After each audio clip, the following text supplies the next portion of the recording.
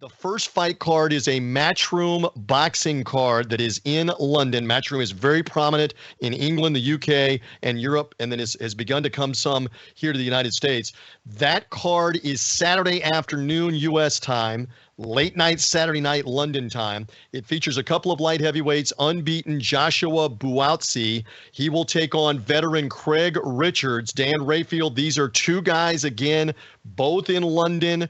Buatsi's kind of the up-and-comer, undefeated. This is a very intriguing main event, Saturday night London, Saturday afternoon U.S. time. Well, in essence, it's the battle for London. They're both from London, as you mentioned.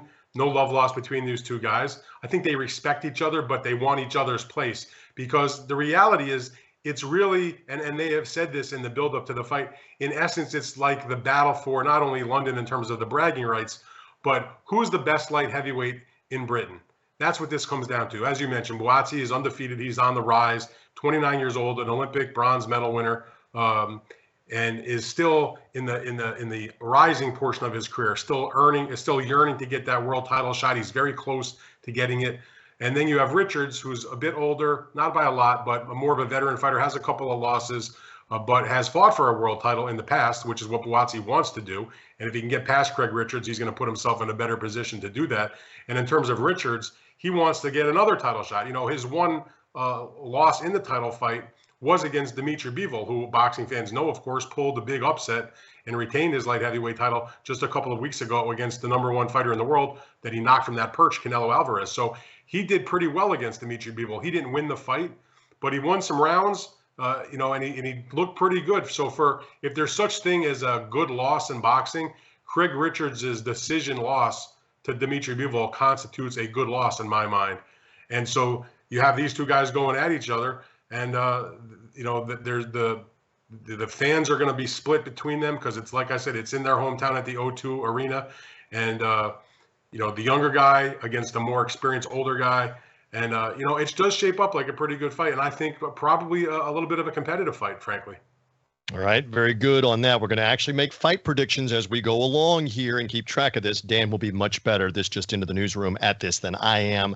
I'm the host. I do know some. I've been a fight fan. Look, don't think that I'm just some novice. I've been a fight fan for going on 40 years, and Dan has too. And Dan, again, in his background, has covered the sport for 20 plus years in the United States for USA Today, very famously, and for ESPN TV and ESPN.com.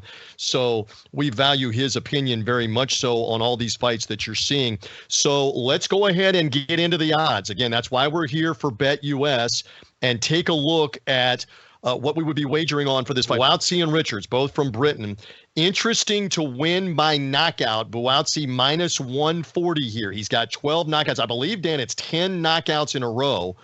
He's 15-0 with 12 KOs. His last 10 wins have all been by knockout. So the knockout prop at minus 140 may not be as advantageous.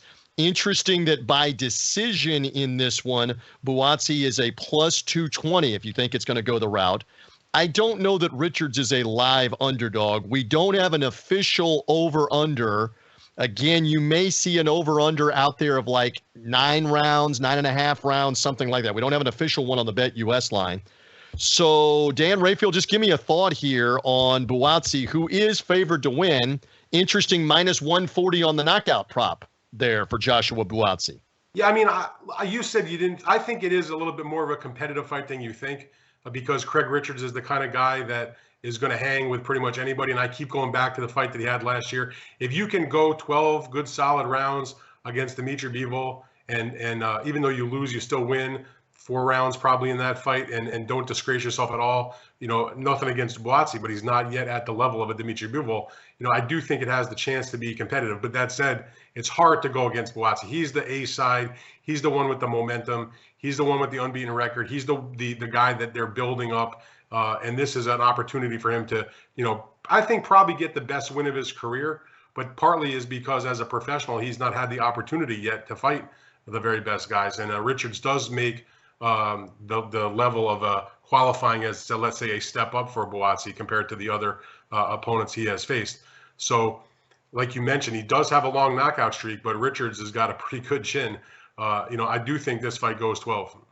So let's go ahead, as we like to do on BetUS. We'll lock Dan Raphael in on this being a distance fight, that Buatsi will win by decision here in this scheduled 12-rounder. So he's locked in on that. I like Buatsi for a knockout. I believe Buatsi gets a knockout probably later in this fight, a stoppage, either a TKO or a KO would count, somewhere around the 9th round. It's interesting when we look at the exact prop. I think an exact 9th round KO is paying out something like 22-1. I'm not big on the exact round per se. I just think he'll win for the knockout, Joshua Buatsi, in this one. So we're officially both on the record, and we'll see that as our best bets go along. So again, that's the London main event, Saturday afternoon. Dan, we think somewhere around 5:30 Eastern time. Adjust your time zone in the U.S. That'll be around 10:30 London time for this battle. Prime time there in the UK, where they have a ton of fight fans. But we suspect that's where the main event will come, somewhere around the 5 Eastern, 5:30 time frame, something like that, Eastern time, correct? Yeah, I mean, that's pretty much the ballpark for any of the televised matches that take place in the UK. And because they show it back here in the United States also, it's going to be, like you said, that late afternoon, very early evening time frame.